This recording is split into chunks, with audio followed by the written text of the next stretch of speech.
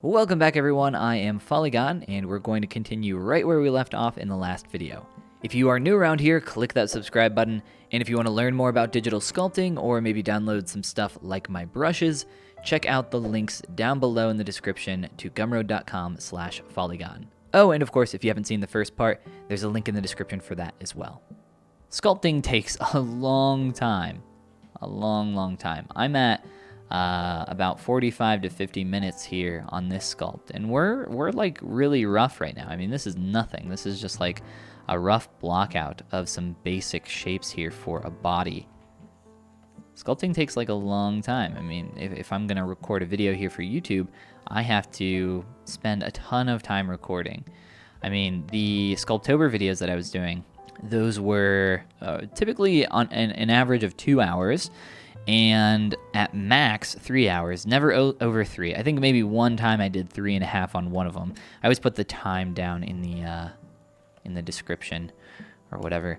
But for all that sculpting, for 3 hours of sculpting, I mean, the video would be 15 minutes long, and that's with me speeding up the footage by quite a lot.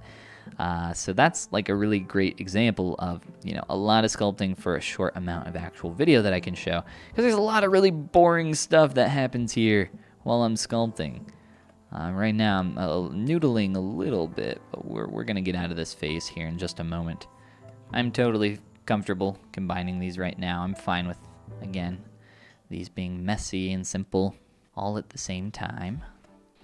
Alright, so we've combined the arms to the body. We're just kind of continuing to refine stuff here. Make sure our shapes are kind of where we want them. Flowing in the correct direction. Kind of out of alignment here from what we would typically expect anatomically. We are, pushing a lot of these shapes in a pretty crazy way. But we are heading in a good direction. So let's not a pen. Let me grab my hand brush. I'll insert some quick hands. Hand is roughly about the size of the head, roughly about the size of the face. I don't really like having my arms rotated out. I typically like to have them more down. The problem with that though is that you can have some geometry around your armpit kind of merged together. We don't want that to happen, so I'm going to keep these arms right there. And actually, we're gonna remesh this and get a little bit more gesture in our arm. So here's what I'm gonna do. I'm gonna rotate this arm back just a little. And then rotate the lower arm forward. Get it feeling a bit more relaxed, just a little. Still really rough on a lot of stuff here. That feels much nicer to me. We got a lot of really cool shapes happening through here. I'm liking a lot of these interesting forms. Unfortunately, I will be most likely deleting a lot of this simply because we're getting some interesting shapes, but the idea that I have here is to create something a bit more soft, a bit more subtle, and a bit more beautiful. It's really easy to make ugly. It's really easy to make ugly things. It sounds a little funny, but it is true. It's hard to make beautiful things, often because they involve soft and clean shapes. And it's easy to be messy and create, like things like this texture that I have going on here with the back. But it's a lot harder to create these softer transitional kind of clean states that are, a lot more kind of controlled rather than kind of random organic shapes. So making a monster, if you are just learning how to sculpt and you're, trying to sculpt a face and trying to make that face look nice, you are going to have a lot of trouble. And that is because, well, one, you're new, but you're trying to, as you are new, you're trying to sculpt the most difficult thing right out of the gate. You're trying to sculpt a face, which is, the thing that humans know more than anything else when it looks off. And you're not going to know why it looks off. You're just going to know that it does. And, sometimes you won't, and other people will tell you, and, you're going to get upset probably because, you're going to spend a lot of time on this, and it's not going to turn out the way you want. If you are new to sculpting, sculpt something easy. Sculpt easy things. Just get messy. Try to, make some kind of creature. Like, really get crazy with it. And don't, be worried about cleanliness. You are going to figure out control and cleanliness later on. Initially, you should just be kind of trying to get your mileage up as much as you can, which means your hour count. Do as much sculpting as you possibly can. Don't worry about things being nice right now. They will get nice later. Also, if you are wanting to head in that direction of, making things look nice, being controlled, start with something super simple. I have a video here on my YouTube channel where I sculpt a nose in real time, going through the entire process. Similar to what I'm doing right now, but a lot more, heavily edited and controlled and showing the information for sculpting a nose. So if that is something that you're interested in, that is what I recommend. Get that, make it easy on yourself. You don't want to unnecessarily make things more difficult, because you're not really going to learn anything by doing that.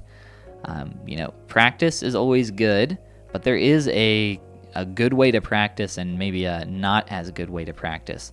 And biting off more than you can chew is a bad way to practice. Understand where you sit in terms of skill level, and also understand where you sit in terms of the Dunning-Kruger curve to better understand, what you can actually achieve. It's very important that you understand the Dunning-Kruger curve, what that is, and where you are on that. A lot of people start here and, like I said, kind of dive into things a little bit too fast, starting off on that early stage of the Dunning-Kruger, and later on, you'll realize what a mistake that was, but by then it'll be too late. You'll have already wasted a lot of time biting off way more than you can chew, and not really learning a lot in the process. So just kind of be aware of those things. All right, so we spent some time away from the face, doing some stuff to the body. This is really a good idea to kind of jump around and move around, because it gives us a bit of a break from looking at something that we've been staring at for a long time. And then what happens is you kind of get used to your mistakes. You get used to looking at what you have on your screen, and it becomes more difficult to see where you want to make changes. I still want to be focusing on large shapes here, on primary form. I am not ready to move forward yet. I want to define what this face is going to look like now in the early stages. I don't want to move forward until I feel like I have found the facial features that I'm looking for and started to feel a bit more confident about moving forward with that. I'm not really happy with pretty much everything that I have here. I do know that it's going in the right direction.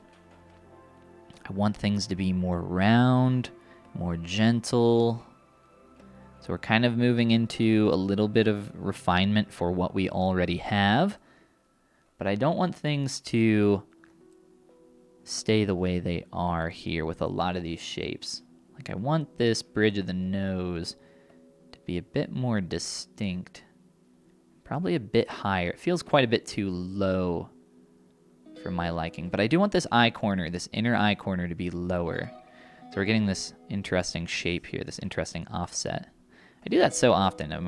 My brush won't switch for me, or I don't click it properly. I'm not sure. I need to rewatch my footage and see what's going on there. Now this looks a bit awkward through here. It's kind of looking like the character is scowling. It's really hard to do this. Try to ignore the expression that your character is making right now. If you need to, turn off your eyes. We are going to continue to get that eye corner, inner eye corner in. Make this a gentle sweep up. Getting a nice angle there. Still feels like a scowl. That is okay. I think the upper brow is a little bit too tall. Looking at that from the profile, we're not getting that scowl, which tells me that it's not actually there. It's just this hard line that's creating this shadow right here that's making this feel like the character is scowling. The character is not scowling. There's so much expression that comes from your brows and from your mouth that it's very easy for these shapes to kind of get baked in, this expression to get baked in. I just need to work on this area a bit more and refine these shapes, fill in the proper volumes. I think this is your lacrimal over here we're filling in right now. A little bit of a gland and fatty area that helps to round out the brow. But you know, I haven't lost that plane change. It's still there. This is actually quite a bit too wide actually through here. So we need to adjust that and get this to be less deep. I need that to be more shallow. Liking the direction of the lips, I want the lips to be larger, specifically in height. Kind of something like that, although you can see how messy that's getting.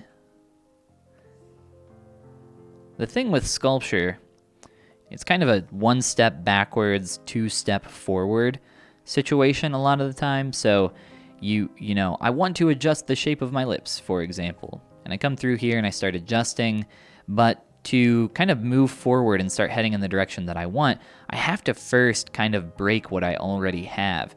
And during that process, it's kind of a scary process if you haven't done it a lot, right? Because you're kind of ruining all the hard work that you've made up to that point, or it can at least feel that way sometimes. Because you are taking a step backwards, but you just need to understand that it's a necessary thing that needs to happen to be able to move forward. You need to take that step back so that you can continue forward. Like I said, it's a hard thing to do. It's something that I think becomes easier with time the more you do it. But at least here initially, just, don't be super concerned about kind of breaking what you have. If you need to, you can save out a version of your file, or even store what's called a morph target or a layer. I mean, there's a lot of ways to kind of store your work in case you want to roll back. I mean, you even have undo history. My process, though, has always been to not really use really any of that stuff. I use morph targets occasionally for some specific things unrelated to being unsure of moving forward. I pretty much let my undo history handle that if I need to take a step back, or I let quick save handle that if I feel like I'm going to crash or anything like that, or store an old version. I have not actually saved the entire time that I've been working on this up to this point. And you might say, oh, why not? What are you doing? Well, I have quick save up here that saves every 20 minutes or so, and losing 20 minutes of work really is not that big of a deal for me. It's really not a lot. I can make up that pretty quick, in a lot faster than 20 minutes, because once I've done it once, I know exactly what I want, and I'm not really going through that exploratory phase with the shape anymore. I know what I want, and I can head in that direction very quickly. The reason why I don't recommend worrying about, moving forward is that you need to build your confidence. You really need to build your confidence when you're in those kind of early stages of sculpting. I mean, in general, if you want to become a faster sculptor, you have to be confident. If you want to be a faster 2D artist, you have to be confident with the decisions that you're making, or else you're never going to progress. You're going to sit here, you're going to make a stroke, and then you're going to question that stroke. You're going to, I just kind of tightened up that line really quick. Why did I do that? It looked a little too soft to me, but guess what? Now I'm going to adjust it, move it down, and probably start to add some more form on top of here to blend it into the nose. Why did I do all that? Because I've done this a lot. If I wasn't as confident as I am right now, this would be taking a long time to kind of make these decisions. I am just jumping around as often as I can, finding the areas where I need to make some changes, and making them. And it's because I've done this so many times that I can do that quickly and confidently. I recently, had a student ask about speed and how do I get faster. The truth is that speed is not something that you should be worrying about.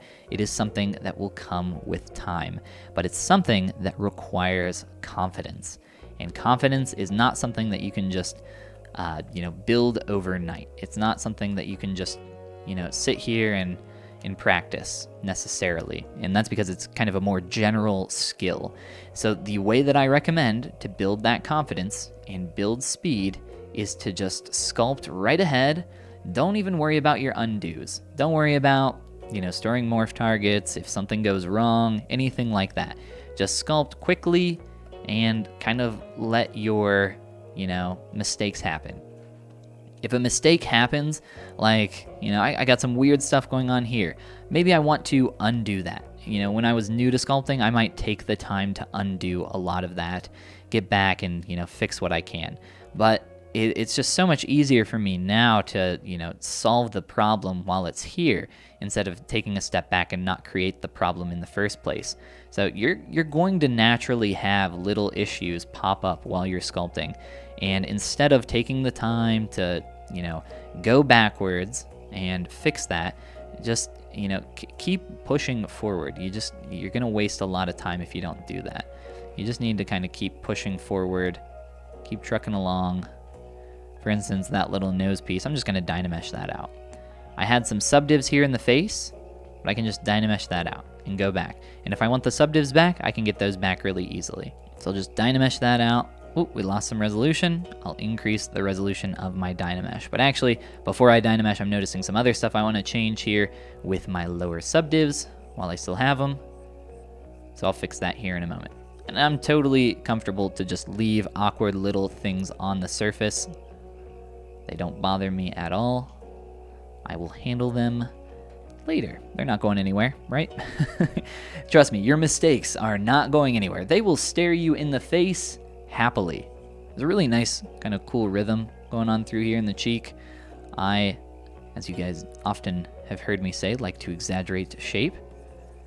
So pushing a bit in that direction can be really fun, but you don't want to make things so exaggerated that it becomes this major feature of the face, unless you're trying to go for something a little bit more alien.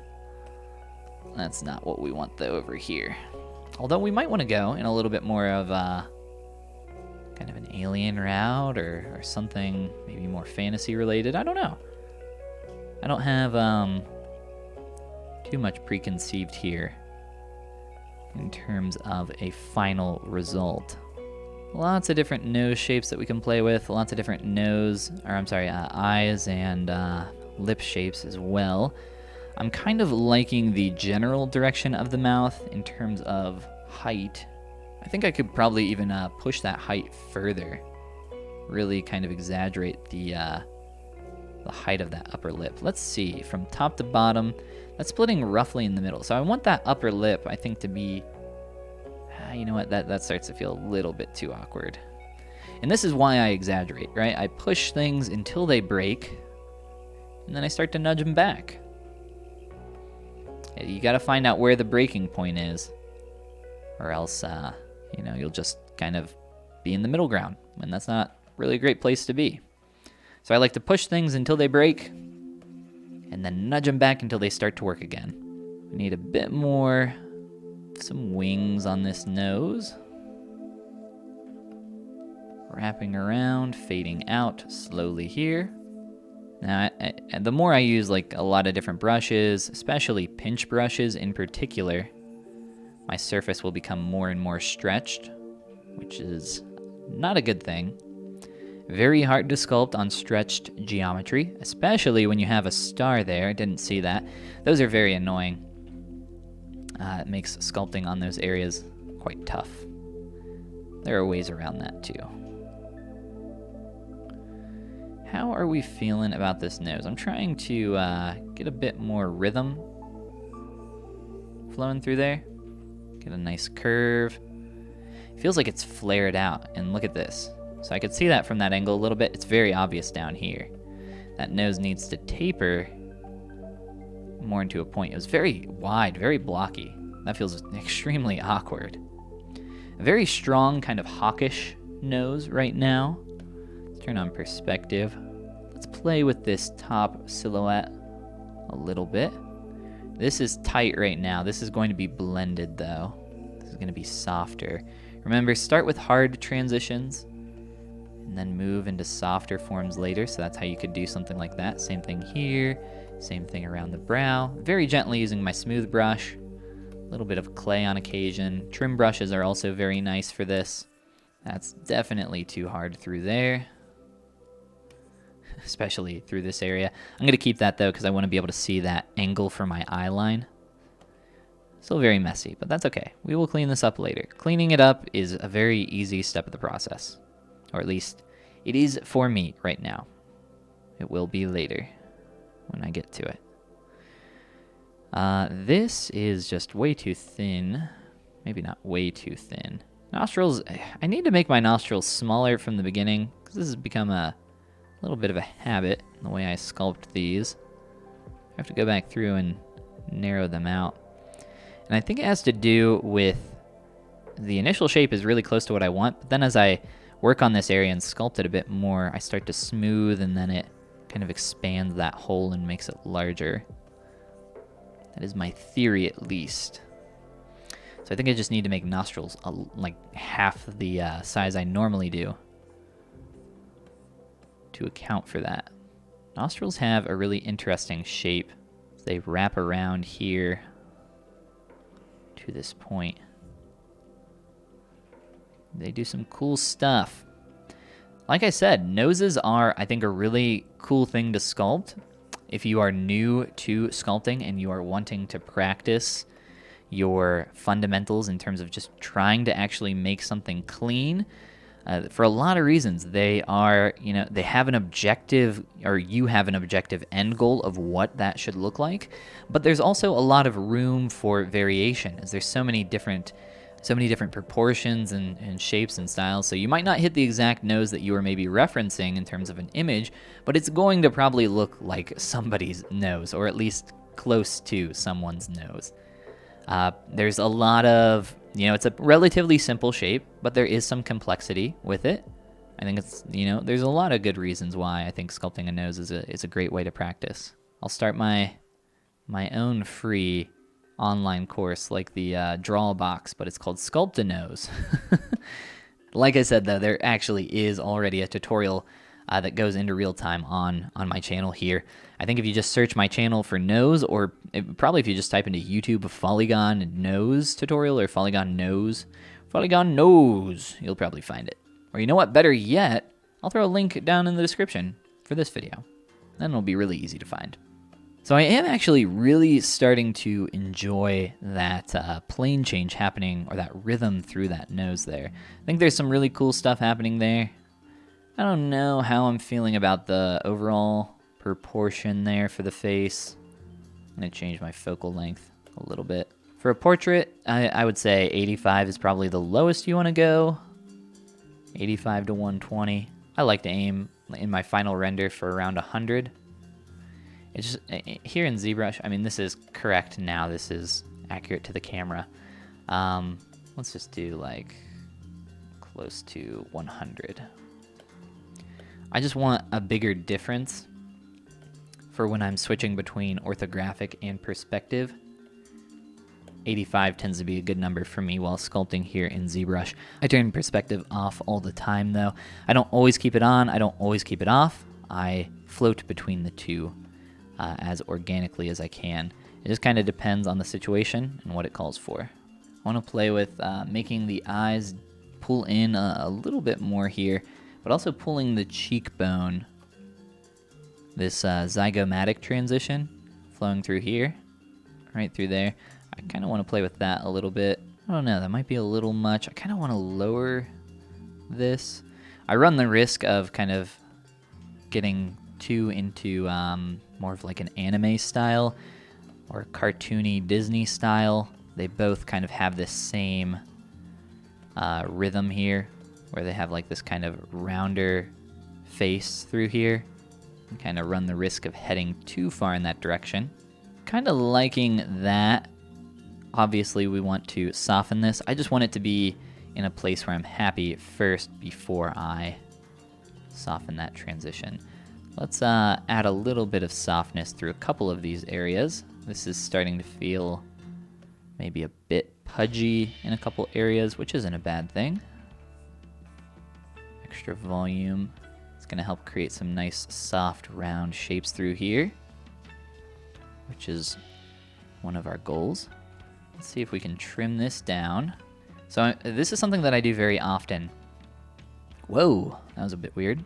That happens every once in a while. So while I am sculpting over here on this side of the face, I'm often looking over at the opposite side, which might seem a little bit weird. Like, why are you why are you looking somewhere where you're not sculpting?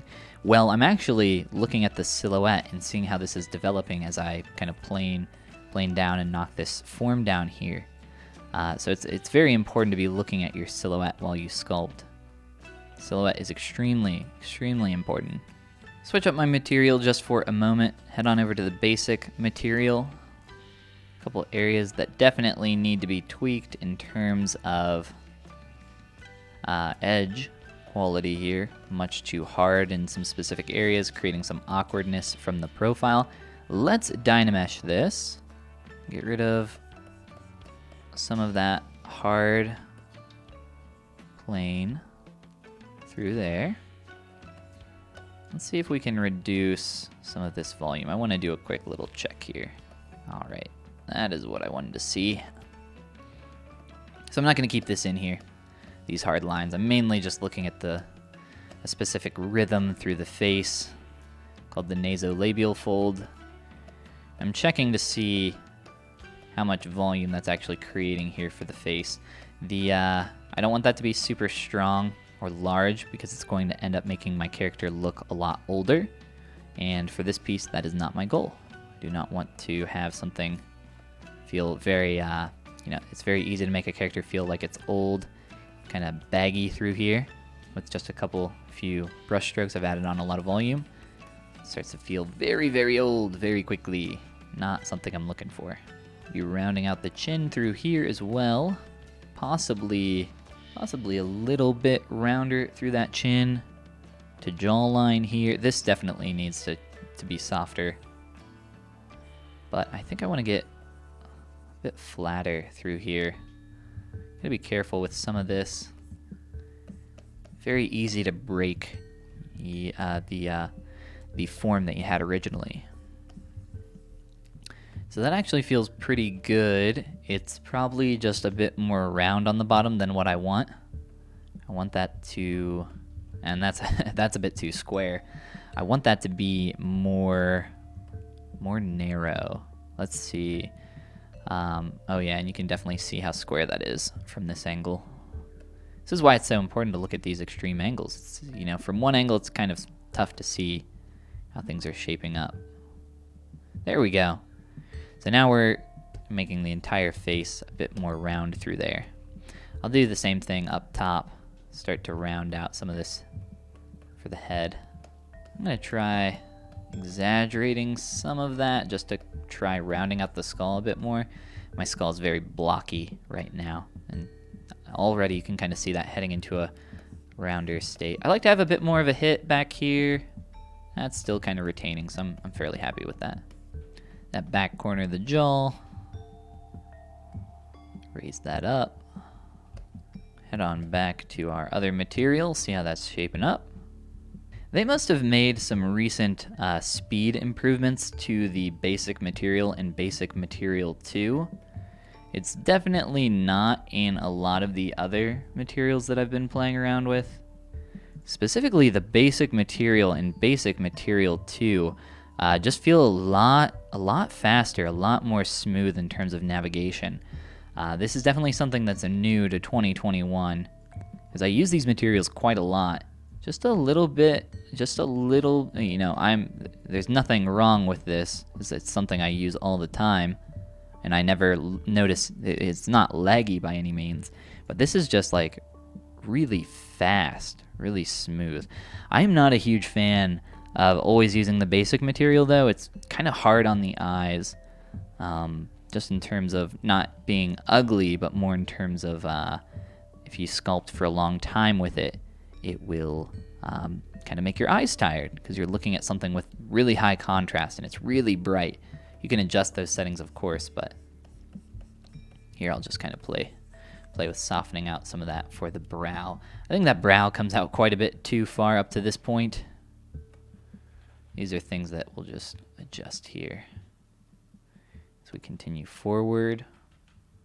Check out that profile, turn off perspective, soften some of this brow ridge.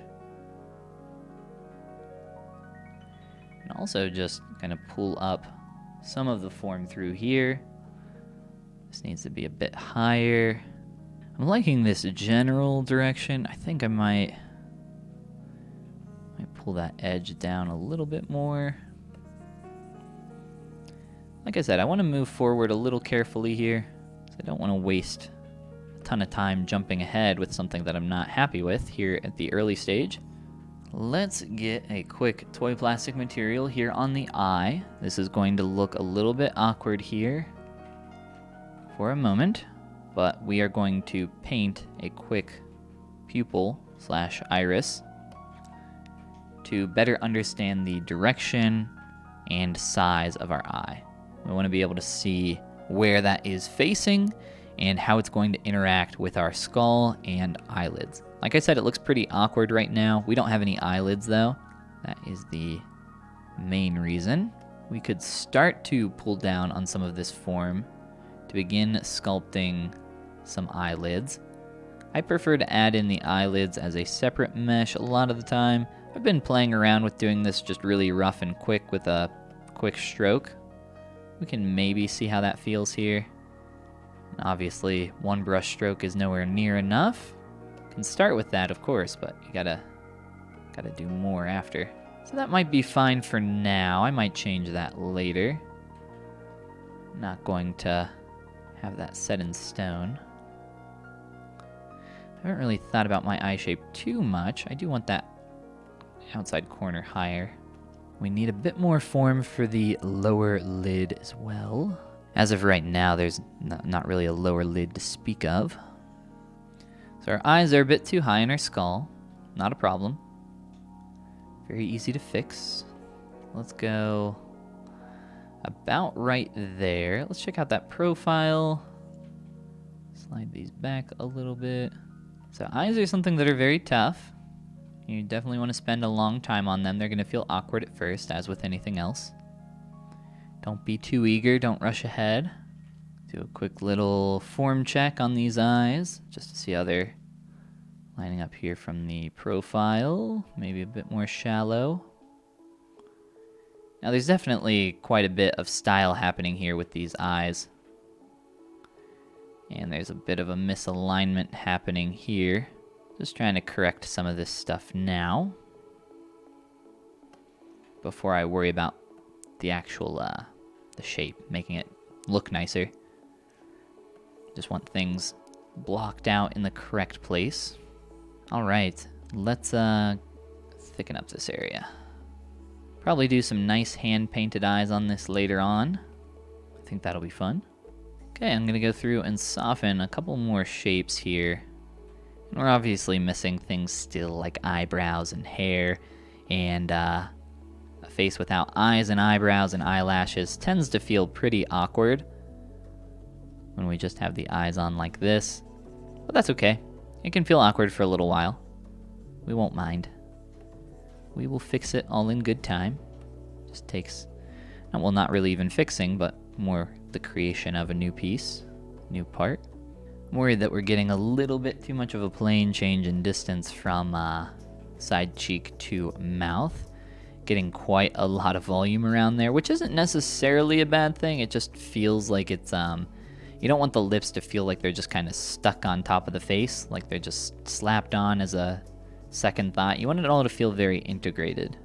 Still very experimental with this one, but it is slowly coming together. We have a lot more progress on the face, created some cool features that I'm more happy with now. I'm sure it'll continue to change a lot, but that's all for the second part of this sculpt. Hope you guys enjoyed it, maybe learned something new along the way. Click that subscribe button if you're new around here, and check out the links in the description for my brushes and courses. You all have a great rest of your day, and I hope to see you in the next part.